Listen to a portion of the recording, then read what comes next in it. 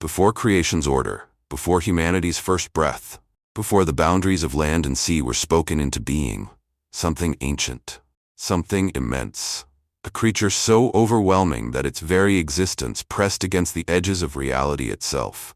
It was not a myth. It was not a symbol. Scripture itself remembers it. A being formed in the deep, in that vast, untamed realm the Bible describes as the waters beneath God's throne, where nothing was yet arranged. Yet God was already present. In those depths lived two of these beings. A pair, created with purpose, formed with intention, yet destined for a future unlike any other creature God made. And from the oldest teachings of the Word, those who devoted their lives to understanding Scripture's foundations have long explained that this creature represented something more than flesh and bone. It stood at the boundary between the wildness of the unformed world and the harmony God would bring. It embodied the chaotic forces that existed before creation was shaped into beauty. The Bible calls it Leviathan, a creature described in the book of Job with a body no weapon could pierce, breath that glowed like flame, and strength that made even the mightiest tremble. A creature God presents as an example of power unmatched, impossible for humanity to tame. But there is something the Scriptures hint at, something older than Job's description. Older than the poetic reminders of God's supremacy. A detail so rarely spoken aloud that it feels like a whisper carried from the earliest days of interpretation. There were two, a male and a female, and God ended the female one before creation could move forward. Why? What threat did two of them pose to the world that was still unmade? What future danger did their continued existence hold? Not for humanity, not for the land, not for the skies, but for the very order God intended to establish. Ancient interpreters recognized something profound here. This moment was not a story of monsters, but a declaration of God's unmatched authority over all forces that resist His order. The male was allowed to live, restrained and set apart as a reminder of God's supremacy. The female was taken away before creation unfolded, ensuring that chaos could never multiply or rise beyond its appointed boundary. Consider the weight of that choice. Before light, before Eden, before any nation or promise or covenant, God dealt with the thing that could have overshadowed His work. Not because He feared it, not because it challenged Him, but because creation was meant to be a place where His order, His design, and His purpose could flourish without an endlessly multiplying force aligned against it. And in that ancient act, hidden between the lines of Scripture and preserved through generations of deep study, we see the beginning of something far greater than a single moment. We see the first move in God's ongoing stand against chaos. A stand that echoes through the flood, through the Exodus, through the Psalms, through the prophets, and ultimately into the final book of the Bible, where the forces of disorder rise once more and are brought to an end forever. So the question remains, what does God's decision about Leviathan reveal about His relationship with the forces that oppose His order? What does this moment teach us about His power, His purpose, and His plan from the very beginning? Before we go any further, something must be made clear. This is not a story for amusement. This is not mythology presented for curiosity's sake. And this is not an attempt to dramatize what the Bible treats with profound seriousness. Leviathan is mentioned directly in Scripture, in Job, in Psalms, and in Isaiah. And for generations, those who studied the Word with diligence have recognized that these passages are not mere poetic ornaments. They carry theological weight. They reveal something about God's character, God's authority, and God's work in establishing order over what existed before the world was shaped. This topic matters because Scripture itself treats it as meaningful. It invites us to look at an ancient creature, not as a fantasy, but as a window into the earliest moments of creation, when God brought structure, balance, and purpose to a world that began in formlessness.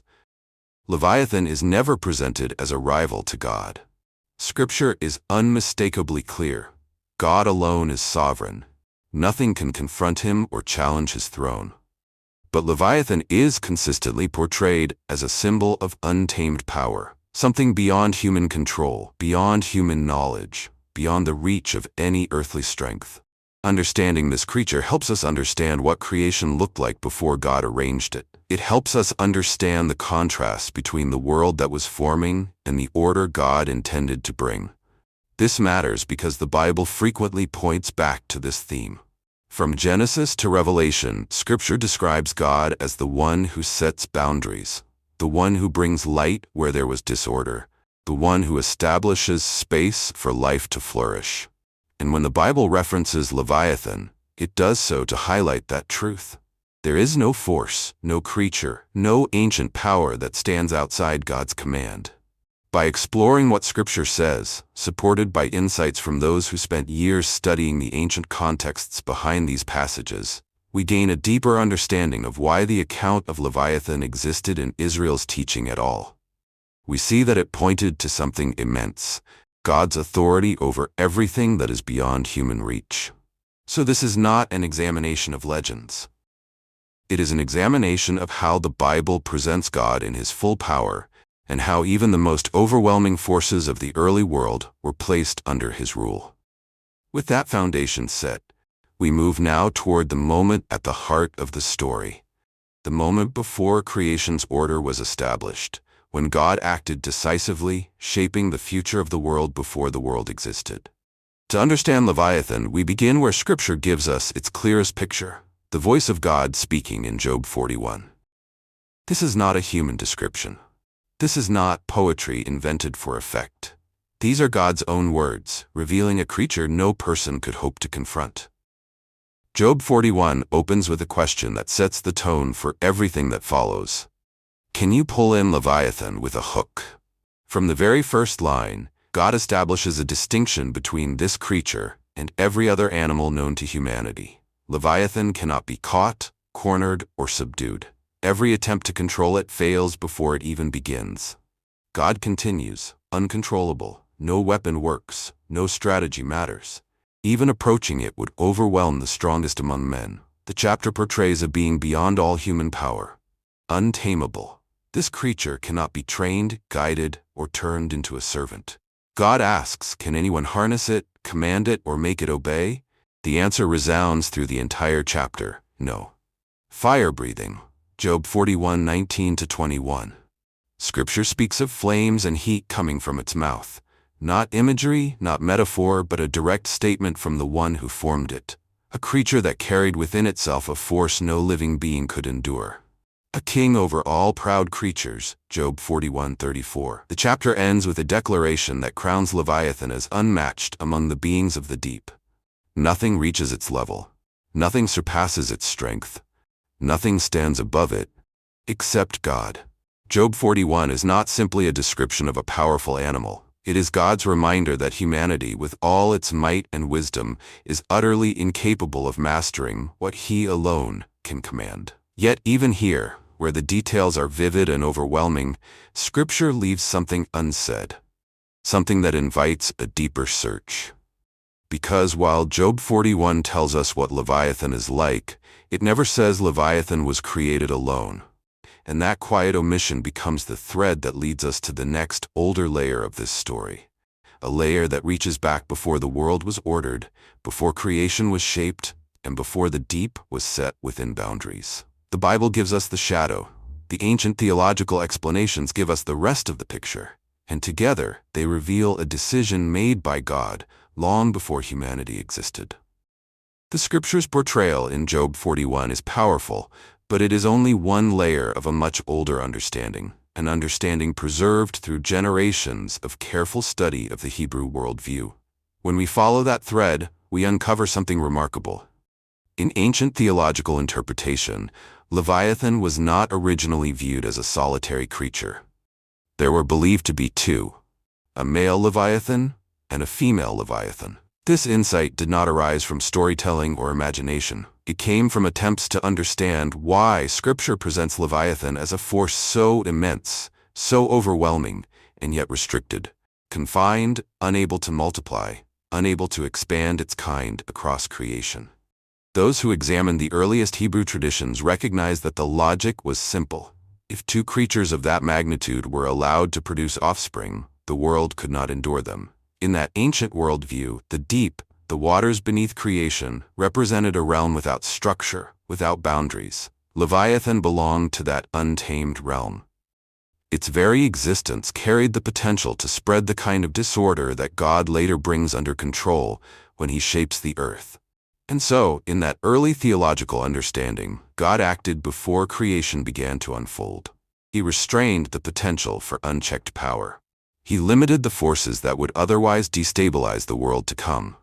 He removed the female Leviathan so that this overwhelming strength could never multiply. It was not an act of fear. It was not a cosmic battle between equals. It was the Creator setting the stage for a structured world, a world where human life could flourish, where order would triumph over the wildness of the deep.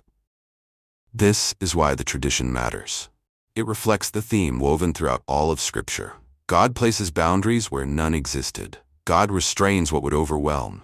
God stands above every ancient force, every deep, every creature beyond human reach. So when this theological insight speaks of two Leviathans, and of God's decision to eliminate one, it is not offering a random tale. It is illustrating a worldview in which the Creator ensures that the forces associated with the untamed waters never gain strength beyond what he allows. A male Leviathan remains, as Job 41 describes, unmatched among living creatures, but it exists under God's command, contained, limited, a reminder of the power he placed in creation and the authority he holds over it. This ancient understanding leads us directly to the next part of the story, where Scripture and theology meet to reveal God's ongoing stance against chaos and the forces that dwell in the deep. To understand why the ancient theological tradition speaks of God removing one Leviathan before creation, we look directly to the passages where Scripture reveals what Leviathan represents. These verses are not hidden. They are not obscure. They stand openly in the text, shaping our understanding of this creature's place in the biblical story. In Psalm 74:14, the psalmist recalls a past act of God with striking clarity. You crushed the heads of Leviathan. This is not simply an image of a powerful animal. It is a statement about God's authority over forces that oppose his order. The psalm presents Leviathan as something hostile, something that stands against what God establishes, something God must subdue. Then in Isaiah 27:1, the prophet speaks of a future act of God in similar terms. The Lord will punish Leviathan, the twisting serpent. Isaiah uses the language of a creature associated with the sea, with the depths, with the realm that existed before creation was shaped. The description connects Leviathan not just to physical might, but to the idea of resistance against God's design, something that embodies the disorder present before God organized the world. Across these passages, a pattern emerges. Leviathan represents chaos. Leviathan represents opposition to divine order. Leviathan represents the forces that must be restrained for creation to flourish. This is not the chaos of random movement, but the chaos that Scripture presents as the fundamental contrast to the world God will form. A world that depends on boundaries, structure, and balance. And this is where the ancient theological insight fits naturally into the biblical storyline. If Leviathan symbolizes the powers that resist God's order, then the idea of two such creatures, male and female, introduces a possibility the world could never support: multiplying chaos. In that early interpretation, God removes the female Leviathan not as an act of conflict, but as an act of protection for the creation he intends to form.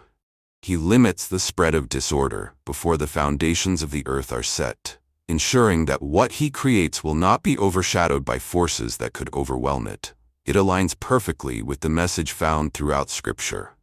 God establishes boundaries around the sea. God sets limits on the deep. God ensures that life exists in a world upheld by order, not swallowed by the unknown.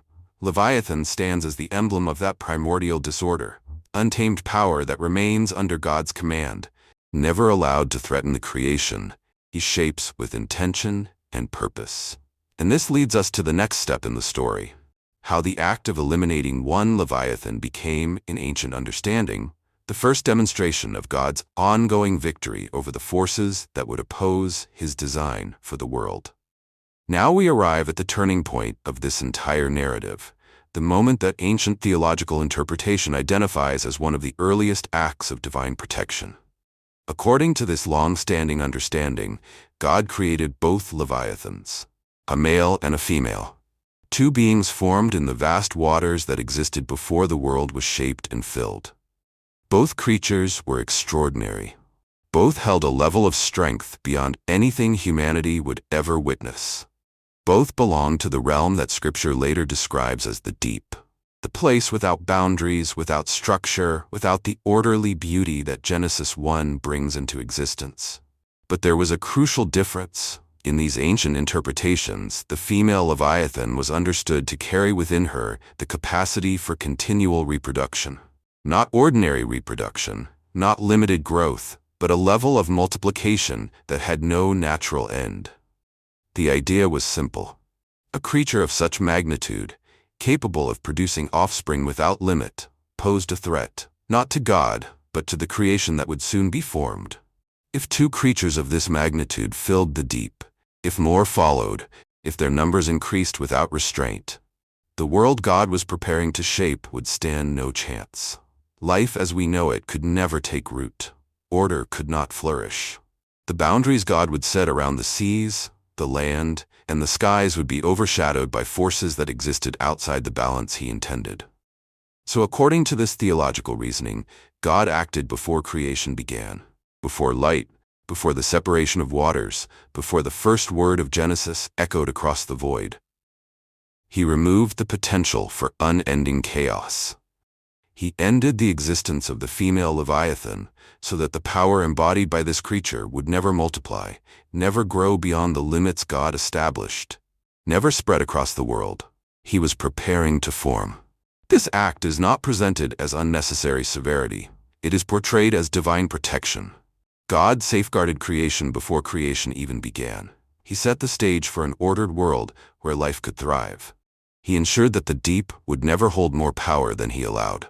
The male Leviathan remained, contained, limited, bound within creation's structure.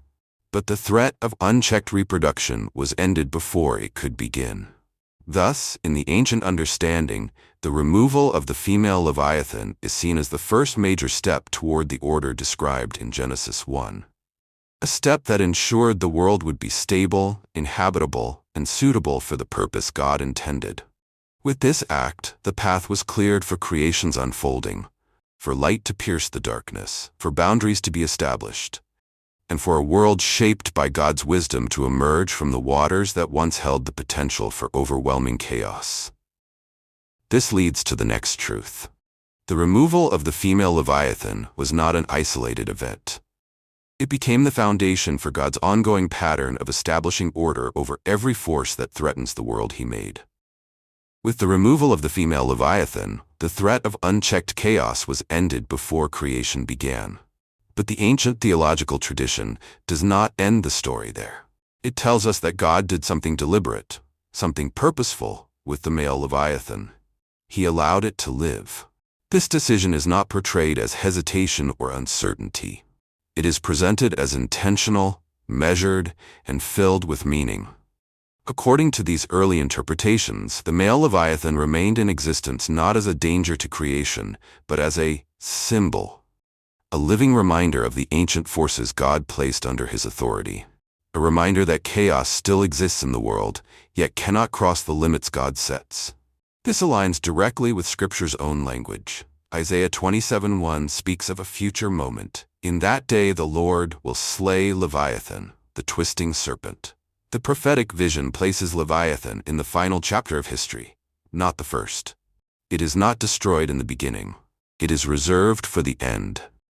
This gives the creature a unique role in the biblical worldview. It is not free. Leviathan is contained within the boundaries God established at creation. It is not forgotten. Scripture brings it into view at decisive moments to remind humanity of God's supremacy. It is not eternal. Isaiah makes clear that its existence has an appointed end, an end tied to God's final act of judgment and renewal. In this understanding, God allows the male Leviathan to remain as a living witness to his authority. It stands as a symbol of the world's ongoing conflict between order and disorder, not as a rival power, but as a reminder of what God has already subdued. Leviathan becomes a signpost. Chaos still exists, but it cannot rule. It persists in the world, but only within the boundaries God permits. It cannot multiply. It cannot expand. It cannot threaten the creation God shaped. And at the end of the age, when God finishes what began in Genesis, Leviathan meets its final moment. The God who limited its power in the beginning will bring its existence to an end, completing the story of order, triumphing over the forces that once dwelled in the deep. This moment prepares us for the final movement of the narrative. The revelation of how Leviathan's story mirrors the larger biblical theme of God's victory over every force that opposes his design, from the beginning of time to its completion. To understand the full weight of Leviathan's role in Scripture, we must step back and consider the worldview of the ancient world. For the people of the Bible, the sea was not simply a body of water. It symbolized something far larger, something that shaped their entire understanding of creation and God's power. The sea represented chaos. It represented the unknown. It represented forces beyond human control, forces that existed before the world was shaped into order. Against this backdrop, the presence of Leviathan becomes clear. This creature embodies the very idea of the untamed deep. Not just the physical ocean, but the concept of disorder itself, the lack of boundaries, the absence of structure. The world that existed before God's creative word brought light, land, and life into existence. This is why God's mastery over Leviathan carries such theological importance. Unlike the stories told in surrounding cultures, the Bible never portrays God wrestling, failing, or struggling with the forces of the deep. There is no contest. There is no question of outcome. Where other ancient stories describe battles between gods and sea creatures, Scripture simply shows the one true God commanding the waters, setting their boundaries, and placing limits on everything within them, including Leviathan. In Genesis 1:2, the world is described as covered by the deep, the Tehom. This term carries the same ancient association with the waters of chaos. There is no land, no sky, no distinction, only the unformed deep. This is the realm where Leviathan fits, the realm that precedes the ordered world. Then God speaks. Light appears, boundaries are drawn, the waters separate, the earth rises, the sky takes its place. Creation unfolds not as a quiet moment, but as an act of ordering what was without form. It is God arranging a world that could sustain life, shaping something beautiful out of something that once held nothing but potential for disorder. This is why the theological tradition of the two Leviathans fits so naturally into the biblical story. It reflects the idea that God confronted the forces associated with the deep, not with struggle, but with absolute dominance. He placed limits where none existed. He removed the threat that could overwhelm creation before it began. Creation was not peaceful. It was purposeful. It was God establishing boundaries around forces that would have destroyed us before we ever lived. By controlling Leviathan and setting constraints on the deep, God demonstrated his supremacy over every element that stood outside human strength. And this becomes the foundation for understanding not only Genesis, but the entire trajectory of Scripture. God brings order out of what is unformed, structure out of disorder, and purpose out of the depths that once stood against the world he intended. This prepares us for the next movement, the moment where creation's order becomes part of the larger, unfolding narrative of God's victory over every chaotic force from ancient times to the very end of the age. The story of Leviathan is ancient, but its message reaches far beyond the distant past. It speaks into the very heart of our spiritual lives today. Throughout Scripture, Leviathan becomes more than a creature of the deep. It becomes a symbol, one that represents the forces that still rise against God's order in every generation. In biblical imagery, Leviathan reflects pride, the refusal to bow, the elevation of self above all else; rebellion, resistance against God's guidance, God's boundaries, God's wisdom; chaos, the disorder that tries to unravel what God is shaping in our lives; attacks against God's order, anything that stands against the harmony he intends for creation. When we look at Job, we see this theme woven into the story with profound clarity. Job faces suffering he cannot explain. He confronts a world that feels unsteady, unpredictable, and overwhelming. And in the middle of that pain, God points to Leviathan, not to frighten Job, but to remind him that there are forces in this world humans cannot subdue. Job cannot defeat Leviathan. Human strength cannot control it. Human wisdom cannot comprehend it. And that is precisely the point. Where human capability ends, God's authority begins. Where human understanding breaks, God's sovereignty stands unshaken. In this way, Leviathan becomes a powerful spiritual reminder. There will always be forces in life that exceed our strength. Situations we cannot fix, burdens we cannot lift, storms we cannot calm, and questions we cannot answer. But none of these forces fall outside God's command. None of them stand beyond His reach. None of them exist without their boundaries set by His hand. Leviathan is more than a sea creature from the depths of ancient Scripture. It is the enduring symbol that every force of chaos, whether external or within the human heart, is still restrained by the one who spoke creation into order. It teaches us that God's power is not limited to the pages of the past. It is active now. It is present now. It surrounds your life in every moment where disorder tries to rise. And this leads us to the final truth of the story. The same God who contained Leviathan before creation is the God who walks with you today, unchanged, unmatched, and fully in command of every deep place in your life. So, the story of Leviathan draws to a close, but the journey is far from finished. Because Leviathan wasn't the only impossible creature described in Scripture. There is another, one just as mysterious, just as powerful, and just as deeply tied to the ancient world before creation's order took shape. Behemoth. Where Leviathan rules the waters, Behemoth stands over the earth. Where Leviathan embodies the deep, Behemoth represents the foundations of the land. And for generations, many have believed they were created as counterparts. Two colossal beings reflecting the untamed realms of a world not yet formed.